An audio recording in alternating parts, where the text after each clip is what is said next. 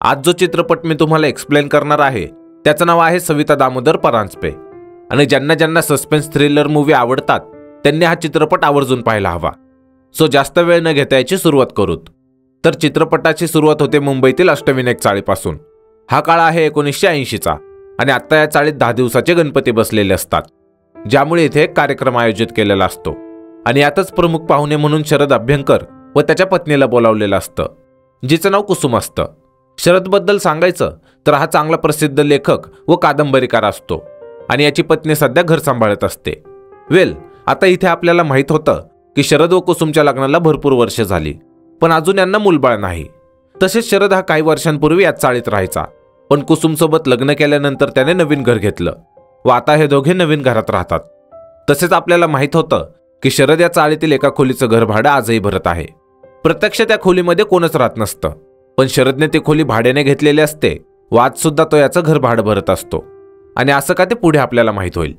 असो, यानंतर शरद व कुसुम जेव्हा घरी येतात तेव्हा अचानक कुसुमच्या पोटात दुखायला लागतं, ज्यामुळे शरद लगेच त्यांच्या फॅमिली डॉक्टरांना बोलवून घेतो, जे की कुसुमवर उपचार करून तिला झोपेचं इंजेक्शन देतात। प्रत्यक्षात कुसुमला हा पोटदुखीचा त्रास गेल्या 8 वर्षांपासून होत असतो आणि शरदने तिच्या उपचारासाठी आजवर सर्व काही करून पाहिलं। त्याने अनेक डॉक्टरांकडून तिला तपासलं, आयुर्वेदिक, होमिओपॅथी सर्व ट्राय करून पाहिलं, पण कुसुमचं अचानक पोट दुखणं काही थांबतच नाही आणि या सर्वामुळे शरद आता मनातून खचून गेलेला असतो, ज्यामुळे डॉक्टर शरदला म्हणतात की हिम्मत हारू नकोस, आपण कुसुमला एखाद्या सायकॅट्रिस्टला दाखवून पाहूयात। कदाचित तिला असा कोणता मानसिक आजार असेल जो की आपल्याला माहीत नाही, ज्यावर शरद होकार देतो। आता दुसऱ्या दिवशी शरद व कुसुमच्या लग्नाचा वाढदिवस असतो, त्यामुळे शरदची लहान बहीण नीतू यांच्याकडे येते। तसेच यानंतर जादूगरी हे गाणं आहे, ज्यात आपण शरद व कुसुमच्या लग्नाची पार्टी पाहतो। त्याचबरोबर या पार्टीत अशोक नावाचा एक मुलगा येतो। याच्याबद्दल सांगायचं तर हा शरद व कुसुमच्या ओळखीतील प्रधान म्हणून एक जण असतात, त्यांचा भाचा असतो। प्रत्यक्षात हा मद्रासला IT कंपनीत कामाला असतो आणि सोबतच हा ॲस्ट्रोलॉजिस्ट सुद्धा असतो, म्हणजेच हात पाहून जे भविष्य सांगतात ना ते। आणि यामुळेच शरदने अशोकला कुसुमचा हात पाहण्यासाठी इथे बोलावून घेतलेलं असतं। असो, आता अशोक जेव्हा कुसुमला पाहतो तेव्हा तो तिला एकटक पाहतच राहतो, ज्यामुळे कुसुम त्याच्यापासून नजर चोरायला लागते आणि शरद जेव्हा हे नोटीस करतो तेव्हा तो अशोकला म्हणतो की मला माहीत आहे की माझी बायको खूप सुंदर आहे, पण ते आता माझे आहे, ज्यामुळे अशोक कुसुमला घूरणं बंद करतो। यानंतर शरद अशोकची ओळख डॉक्टरांसोबत करून देतो, पण इथे डॉक्टरांना हे पटत नाही की अशोकने कुसुमचा हात पाहावा, कारण त्यांचं म्हणणं असतं की हात पाहून भविष्य बघणे व ग्रहताऱ्यांचा प्रभाव माणसांवर होणे हे सर्व खोटं असतं।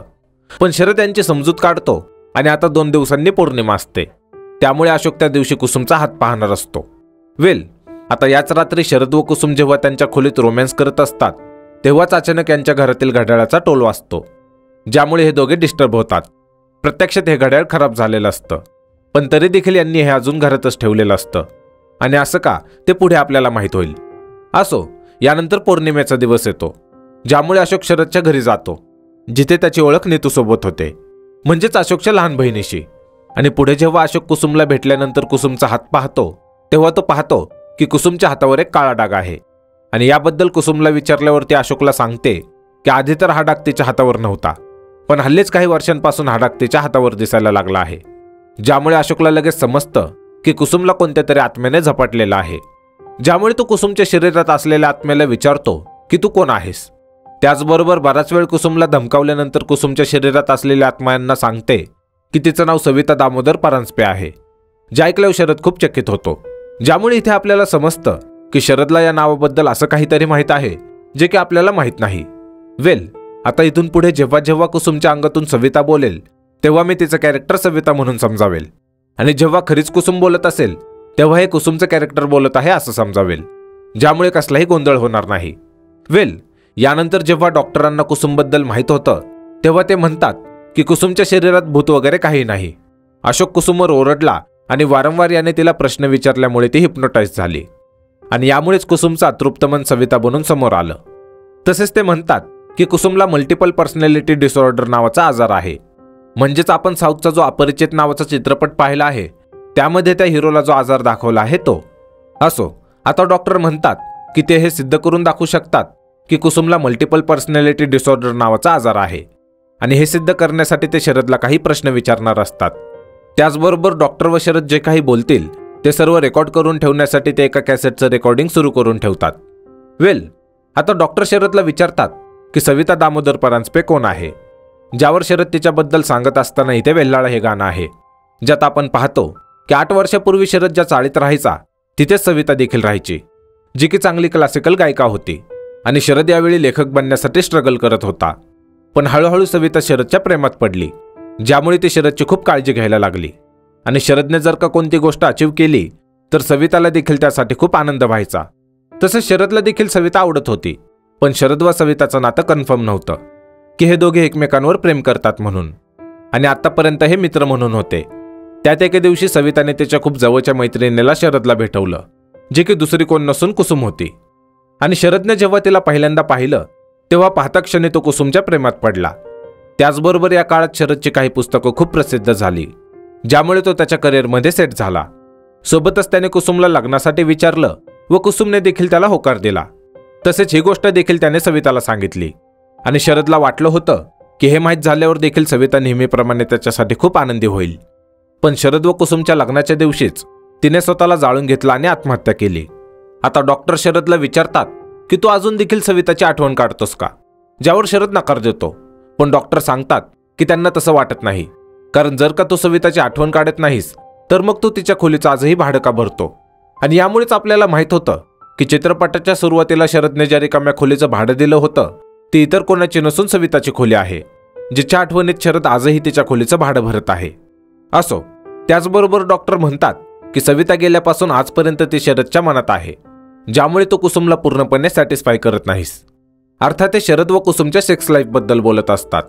ते म्हणतात की शरद कुसुमला पूर्णपणे संतुष्ट करत नाही, ज्यामुळे हे सर्व कुसुमच्या वागण्यात दिसत आहे आणि यालाच तुम्ही भूत म्हणत आहात. आता इथे अशोक डॉक्टरांच्या थेरीशी सहमत असतो, पण त्याचं म्हणणं असतं की त्याला जे काही दिसत आहे त्यावरच तो विश्वास ठेवतो आणि त्याला हे माहीत करायचं आहे की सविताने कुसुमला नक्की का झपाटला आहे. यामागे नक्कीच काही ना काही कारण असणार. आता इतक्यात इथे कुसुम येते, जिच्यावर आत्ता सविताचं नियंत्रण नसतं. त्यामुळे अशोक जेव्हा सविताला विचारतो की तुला काय हवं आहे, तेव्हा ती सांगते की तिला कुसुमचं बाळ हवंय, कारण तिला कुसुमच्या बाळाची नाळ कापायची आहे. सोबतच ती सांगते की कुसुमला बाळ होत आहे, पण तेवढ्यात इथे कुसुमच्या पोटात दुखायला लागतं, ज्यामुळे आपल्याला समजतं की एवढ्या वर्षापासून कुसुमच्या पोटात दुखण्यामागचं कारण हे की जेव्हा जेव्हा कुसुमला बाळ होणार असतं तेव्हा सविता आतल्यात तिचं बाळ मारण्याचा प्रयत्न करत असते आणि यामुळेच कुसुमच्या पोटात दुखायला लागतं. असो, आता कुसुम इथे पुन्हा बेशुद्ध पडते आणि थोड्या वेळाने कुसुम जेव्हा शुद्धीत येते तेव्हा सर्वांना माहीत होतं की कुसुमला माहीत नाही की सविताने तिला झपाटलेलं आहे. तसेच जेव्हा जेव्हा ती तिच्या गळ्यातील मंगळसूत्र काढून ठेवते तेव्हा सविता तिचं नियंत्रण घेते व त्यानंतर जे काही होतं त्याबद्दल कुसुमला कसलीही कल्पना नसते. पुढे दाखवतात की हे सर्व मिळून कुसुमची खूप काळजी घेतात, पण यांना हे समजत नाही की सविताला कुसुमकडून नक्की काय हवं आहे. आणि तेव्हाच शरद अशोकला सविता व त्याचं सत्य सांगतो, जे की त्याने आतापर्यंत कोणालाच सांगितलं नव्हतं. तो सांगतो की त्याच्या लग्नाच्या आदल्या रात्री सविता त्याला भेटायला आली होती, तेही त्याच्या नावाची हळद लावून. सोबतच ती मंगळसूत्र देखील घेऊन आली होती आणि तिचं म्हणणं होतं की शरदने तिच्याशी लग्न करावं. पण शरदने ते मंगळसूत्र हे बोलून फेकून दिलं की सविता त्याच्यासाठी मॅरेज मटेरियल नाही, ज्यामुळे आपल्याला माहीत होतं की सविता नेहमी कुसुमच्या गळ्यातील मंगळसूत्र काढून ते फेकून का देते. सोबतच इथे आपल्याला हे देखील माहीत होतं की शरद सुद्धा सवितावर प्रेम करत होता, पण सवितापेक्षा कुसुम दिसायला चांगली होती, त्यामुळे त्याने कुसुमशी लग्न केलं.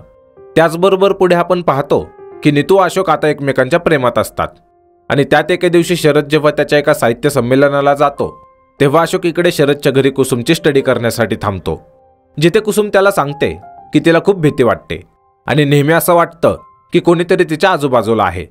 त्याचबरोबर ती तिच्या गळ्यातील मंगळसूत्र काढायला लागते, ज्यामुळे अशोक तिला अडवतो.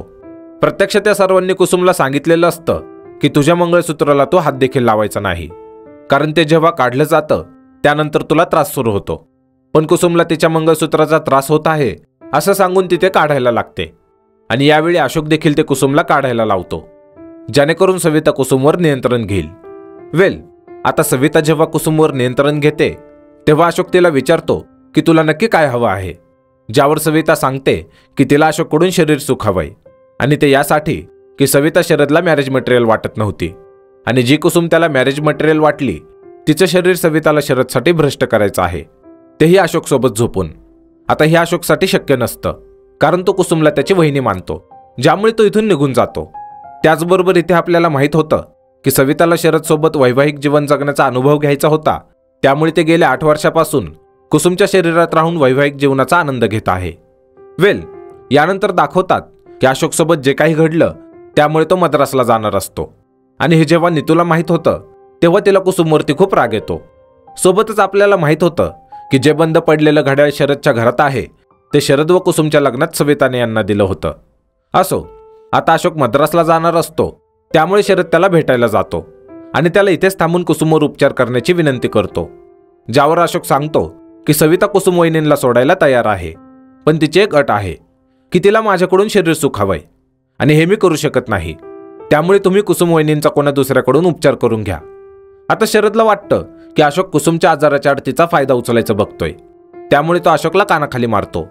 सोबतच त्याला वाटतं की डॉक्टर त्याला जे काही बोलले होते तेच खरं होतं, की भूत वगैरे काही नाही आणि कुसुमला सायकॅट्रिस्टची गरज आहे. आता पुढे दाखवतात की अशोकने शरदला कुसुमच्या उपचाराबद्दल जे काही सांगितलं ते शरद कोणालाच सांगत नाही, आणि डॉक्टरांनी अशोकबद्दल शरदला विचारल्यावर तो डॉक्टरांना सांगतो की इथून पुढे अशोक कुसुमवर उपचार करण्यासाठी आपल्यासोबत नसणार, कारण तो कुसुमचा आजार बरा करण्यासाठी योग्य व्यक्ती नाही. पण आतापर्यंत डॉक्टरांचं मत बदललेलं असतं. ते म्हणतात की कुसुमच्या आजाराबद्दल जेवढं अशोकला माहीत झालं आहे त्यावरून मला वाटतं की अशोकच कुसुमवर योग्य उपचार करू शकतो, पण शरद यासाठी नकार देतो. असो, आता इथे डॉक्टर शरदला म्हणतात की आपण कुसुमला सर्व सांगून टाकू की तिच्या शरीराचं नियंत्रण सविताकडे आहे म्हणून, पण शरदला हे देखील करायचं नसतं. त्याचबरोबर पुढे दाखवतात की शरद कुसुमच्या उपचारासाठी 7 दिवसांकरिता एका अघोरी उपचार करणाऱ्या व्यक्तीकडे जातो, पण इथून हे जेव्हा परत येतात तेव्हा शरद पाहतो की याने देखील कुसुम बरी झालेली नाही, आणि आता शरद या सर्वाला खूप वैतागलेला असतो, ज्यामुळे तो अखेर अशोकला फोन करून भेटायला बोलवतो. आता अशोक जेव्हा शरदला भेटतो तेव्हा त्याला समजतं की शरदने त्याला इथे यासाठी बोलवलं आहे कारण की सविताने अशोकला जे मागितलं आहे ते अशोकने तिला द्यावं, म्हणजेच अशोकला कुसुमसोबत बेड शेअर करण्यासाठी शरदने इथे बोलवलेलं असतं, जेणेकरून कुसुम एकदाची बरी होईल. पण अशोक शरदला सांगतो की कुसुम त्याची वहिनी आहे आणि त्याच्याने हे करणं शक्य नाही. आता यानंतर असेच काही दिवस उलटतात आणि हे सर्व सविताच्या मागणीवर उपाय शोधण्याचा प्रयत्न करतात, पण शेवटी जेव्हा यांना दुसरा कोणताच मार्ग सापडत नाही तेव्हा हे सर्व पुन्हा एकाच मतावर ठाम होतात की अशोक सविताला शरीर सुख देईल, आणि यासाठी शरद ज्या जुन्या चाळीत राहिला होता तिथे नामस्मरण ठेवतो. आता नामस्मरण म्हणजे नक्की काय हे मला माहीत नाही, सो प्लीज तुमच्यापैकी कोणाला याबद्दल काही माहीत असेल तर कमेंट करून सांगा. यानंतर आपण पाहतो की नामस्मरण असल्यामुळे कुसुमला सोडलं तर घरातील बाकी सर्वजण शरदच्या जुन्या चाळीत जातात, आणि इकडे घरात कुसुम आता एकटीच असते. पण जेव्हा ती तिच्या गळ्यातील मंगळसूत्र शोधत असते तेव्हा ती तेच कॅसेट प्ले करते ज्यामध्ये डॉक्टरांनी शरदचं सर्व बोलणं रेकॉर्ड करून ठेवलेलं होतं. आता हे रेकॉर्डिंग ऐकल्यावर कुसुमला सर्व काही माहीत होतं की सविताने तिला झपाटलेलं आहे आणि सविता शरदवर खूप प्रेम करायची. पण इतके तिथे अशोक येतो आणि कुसुमच्या गळ्यात मंगळसूत्र नसतं, त्यामुळे त्याला वाटतं की ही सविताच आहे, ज्यामुळे तो सविताला म्हणतो की मी तुझ्यासमोर हार मानले आहे, त्यामुळे तुला जे माझं शरीर भोगायचं आहे ते हवं तसं भोग. पण कुसुम त्याच्या कानाखाली मारून म्हणते की ती त्याची वहिनी कुसुम आहे. त्याचबरोबर ती इथून पळून सविताने ज्या खोलीमध्ये आत्महत्या केली होती तिथे जाते. सोबतच अशोक देखील शरदकडे जाऊन त्याला सर्व घडलेला प्रकार सांगतो, आणि आता हे सर्व कुसुमला शोधायला लागतात. आता इकडे कुसुम सविताला आवाज देत म्हणते की आपण चांगल्या मैत्रिणी होतो, तू फक्त मला एकदा म्हणाली असतीस की शरद तुला हवा आहे तर मी कसलाही विचार न करता त्याला तुला दिलं असतं. ज्यावर सविता म्हणते की तिला भीक नको होती, आणि जरी तू शरदला मला दिलं असतं तर तू त्याचा त्याग करून त्याला मला दिलं असतं, ज्यामुळे तू महान झाली असतीस, आणि मला तेही होऊ द्यायचं नव्हतं. तसेच सविता म्हणते की मला जे हवं होतं ते मी हिसकावून घेतलं, तेही तुझ्यात राहून. आता कुसुम म्हणते की आपण दोघींनी आपल्या मैत्रीचा घात केला आहे, तू माझ्या शरीरात राहून माझ्यावर अन्याय केला आणि मी शरदला तुझ्याकडून घेऊन तुझ्यावर अन्याय केला, पण आजच मी हे सर्व संपवून टाकते. असं म्हणून कुसुम स्वतःवर रॉकेल ओतून घेते. पण एवढेच शरद व बाकी सर्वजण कुसुमला शोधत इथे येतात आणि कुसुमला स्वतःला जाळून घेण्यापासून अडवतात. त्याचबरोबर शरद सविताला म्हणतो की त्याला सविताचं प्रेम मान्य आहे आणि तो त्याचा आदर करतो, पण त्याचं प्रेम कुसुमवरती आहे व सविताने देखील त्याचा आदर केला पाहिजे, आणि जर का तुला हे जमत नसेल तर मी तुझा गुन्हेगार आहे, तू मला संपवून टाक. पण एक गोष्ट लक्षात ठेव, तू मला आणि कुसुमला कधीच वेगळं करू शकणार नाही. आता शरद असं बोलल्यावर कुसुम बेशुद्ध पडते. त्याचबरोबर थोड्या वेळाने हे सर्व जेव्हा कुसुमला शुद्धीत आणतात तेव्हा अशोक नोटीस करतो की सविता कुसुमच्या शरीरातून निघून गेलेली आहे. कारण जेव्हा त्याने पहिल्यांदा कुसुमच्या डोळ्यात पाहिलं होतं तेव्हा त्याला सविताचं अस्तित्व जाणवलं होतं आणि आता मात्र त्याला सविताचं अस्तित्व जाणवत नाहीये. पण शरद त्याला म्हणतो की मी सविताला चांगलं ओळखतो, ती इतक्या सहज जाणं शक्य नाही. आणि एवढेच हे पाहतात की सविताने आता नीतूला झपाटलेला आहे, म्हणजे शरदच्या लहान बहिणीला. ज्यामुळे अशोकला हे समजायला वेळ लागत नाही की सविताला आता शरद नाही तर अशोक हवा आहे आणि यामुळे ती नीतूच्या शरीरात राहून आता अशोकचा छळ करणार. त्याचबरोबर या थ्रिल सोबत हा चित्रपट इथेच संपतो.